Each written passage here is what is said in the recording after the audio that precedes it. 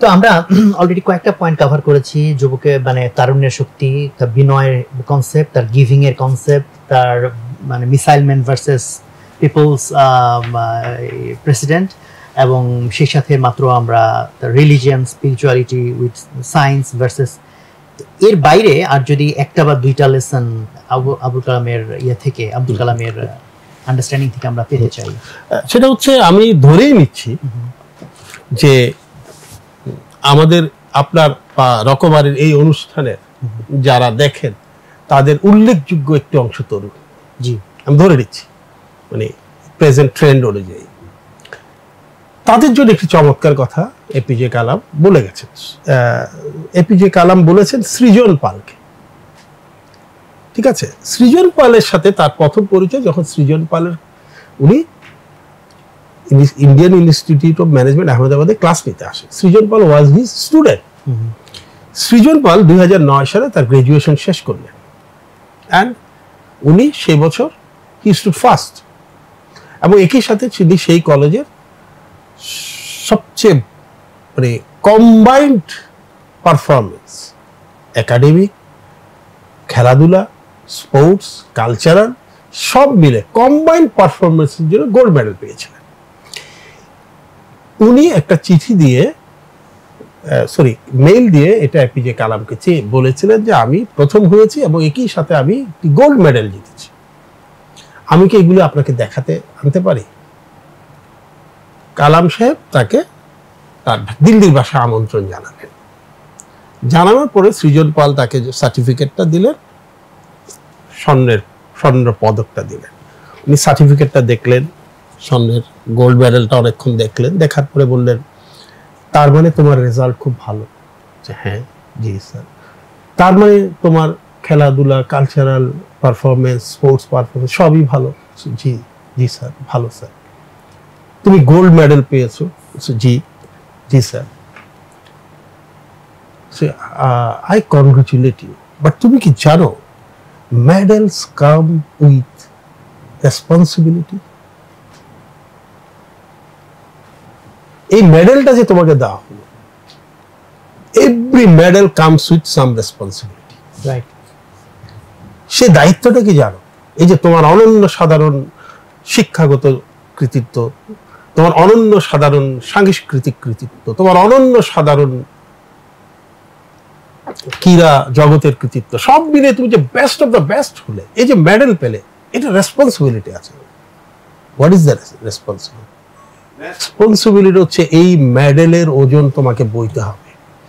সেই ওজন বওয়াটা এত ওজনদার কেন? কারণ হচ্ছে এই মেডেলের রেসপন্সিবিলিটি হচ্ছে তোমাকে এখন ফিরিয়ে দিতে হবে তোমার সমাজকে, দেশকে, পৃথিবীকে। Every achievement comes with responsibility. ঠিক সেই মুহূর্তে উনি কিন্তু বোস্টন কনসালটেন্সি গ্রুপের চাকরির অফার ওনার পকেটে ছিল, যেটা উনি দেখাবেন ভাবছিলেন। সেই মুহূর্তে উনি সিদ্ধান্ত নেন যে আমি ওই চাকরি করব না, এবং তখন তিনি প্রথম বলে যে আমি কি আপনার সাথে ইন্টার্ন করতে পারি 2 সপ্তাহ? তখন উনি প্রথম 2 সপ্তাহ ইন্টার্ন করলেন, তারপরে বললেন যে আমি কি বাকি জীবন আপনার সাথে কাটাতে পারি? ঠিক আছে, তুমি কাটাও।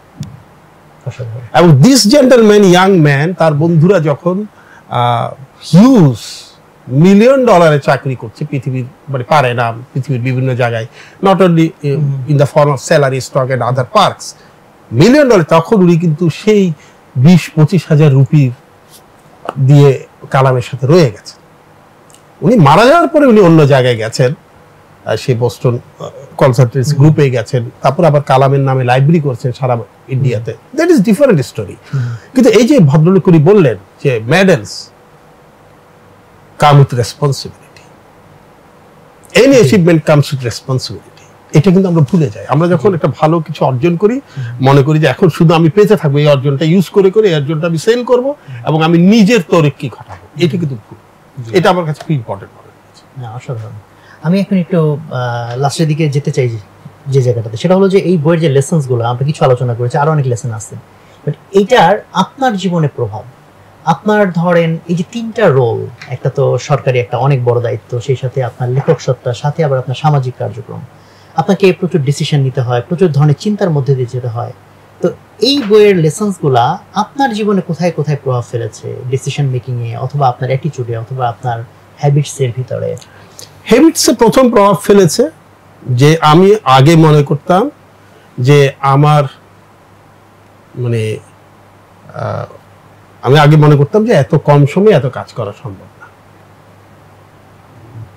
আমি কখন ঘুমাবো, এত কাজ কখন করবো, আমার প্রত্যেকটা কাজ দেখা যেত যে একটু একটু বাধাগ্রস্ত হচ্ছে।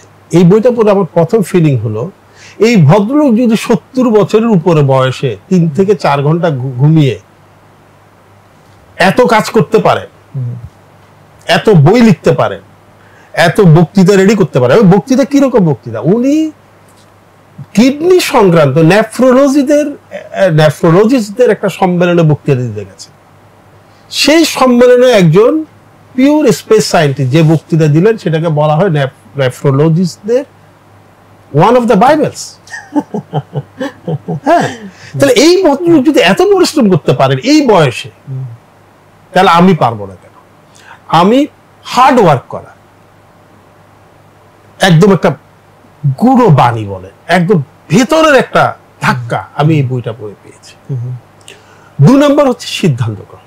সিদ্ধান্ত গ্রহণের ক্ষেত্রে এপিজে কালামের স্ট্রেট একটা কথা ছিল যে আমার এই সিদ্ধান্তটি কি অন্য মানুষের উপকার করবে? সেটা যদি না হতো উনি সেই সিদ্ধান্ত নিতেন না। সিদ্ধান্ত গ্রহণের ক্ষেত্রে এটি আমাকে প্রভাবিত করেছে। আর আমার সামাজিক কাজ, সেটা তো আমি বললাম প্রথমে যে উনি যে বলেছেন যে তুমি কি দিতে পারো, every achievement comes with some responsibility, এটি আমাকে খুব প্রভাবিত করেছে। যার কারণে আমি সমাজকে, রাষ্ট্রকে খুব আমার সীমিত সামর্থ্য আমি দেওয়ার চেষ্টা করছি। কারণ রাষ্ট্র তো আমাকে দিয়েছে, আমি পুরো শিক্ষা জীবন শেষ করেছি অনেকটা, আমি আপনি সবাই রাষ্ট্রের টাকা, আমরা কত টাকা বেতন দিয়েছি, তারপরে আমরা সেইখানে ভালো রেজাল্ট করেছি, সেই রেজাল্টের ওজনের কারণে আমরা সমাজে প্রতিষ্ঠিত হয়েছে, আপনিও হয়েছে। তাহলে সে সার্টিফিকেটটা তো আমাকে একটা রেসপন্স, একই সাথে আমাকে প্রতিষ্ঠা দিয়েছে, আবার একই সাথে আমাকে রেসপন্সিবিলিটি দিয়েছে। আমি সেটা আগে ফিল করতাম, বুঝতাম, কিন্তু এত ক্লিয়ারিটি অফ থিঙ্কিং, থট আমার আসে নাই। সেটাই বই পড়ে এসেছি। আসলেই তো আমার প্রত্যেকটা সার্টিফিকেট মানে এক একটা রেসপন্সিবিলিটি। এইভাবে প্রভাবিত করে।